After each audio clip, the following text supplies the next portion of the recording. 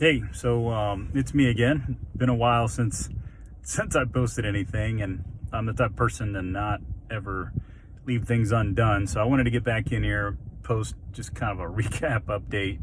It's been over a year since I put in the Ridetech suspension system into the 1970 C3, and I just wanted to kind of give a conclusion to this.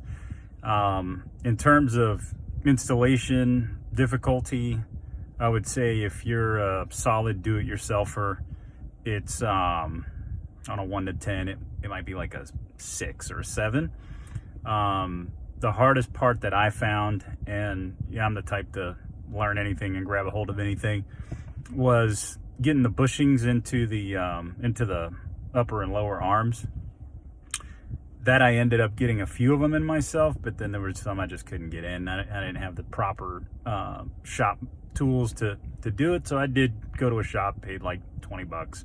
It's like 10 bucks, but I gave the guy an extra 10 bucks for doing it, for one of the arms or two of the arms. That was it. Everything else I did in the garage. That was probably the biggest headache for me. Not having the tools was that part of it. Everything else on that kit, pretty easy, direct bolt-in stuff. I would say if I had to do it over again, I would just do it in shorter phases maybe. I went through, when I took apart the spindle and all of the front end components, I went through and even with the back, I cleaned everything up. I repainted it. I put new grease, new bearings in the front. Didn't do the back because that's a totally separate project for later, but which I still haven't done. But putting the shocks in, taking the old stuff out, pretty straightforward. It's definitely, if you're aggressive, you could do it in a weekend. As far as how does the car ride, I noticed a pretty good improvement. Can't deny that. I like that you can adjust the shocks. There's like 21 settings, front and back, and you can definitely feel the difference when you adjust them to like track firm positions or to soft ride. You can definitely tell the difference.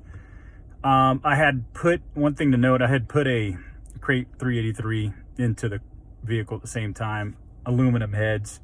When I put the Ridetech suspension in, I did that first, so it still had the original 350 iron head block. And I didn't realize it at the time, but the weight difference and how much lighter the 383 was with the aluminum heads, and I guess the bigger bore pistons, it was a noticeable difference in ride height for the front. So when I put the kit in originally, I didn't drive the car, but it still had the old 350 in it, the original, and the ride height looked great where I wanted it to be at that time. I didn't have the rims on, the new rims on or anything like that, but it looked good. There was a noticeable difference when I took that engine out and finished the engine bay and put the new tranny in and all that. The new engine apparently, or definitely, was lighter, and you could see that the ride height wasn't right. In the end, after new rims and everything else I did to it, I did end up having to go back and cut coils.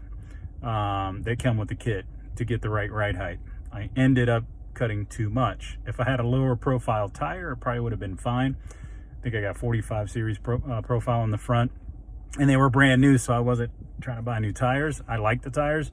So because I cut too much for that profile tire, I ended up just getting some, like, I think there were 40 bucks from Global West coil, 3/4 inch coil coil seats. They were made out of rubber. You basically put them underneath the spring, and it gave me exactly the amount of height that I needed, and now my ride height is perfect. So did not notice any difference in the coils, like when, from cutting coils. A lot of people worried about cutting coils. I cut a coil and a half off, at least a coil, I can't remember.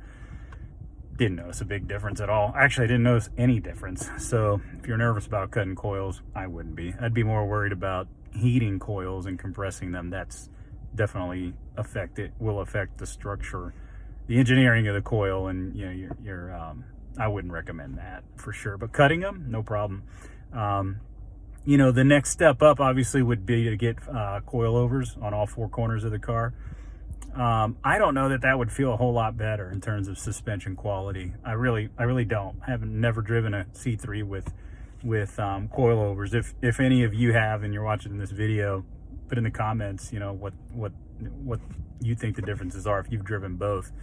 But for, you know, a third of the price, this package is good. It's solid.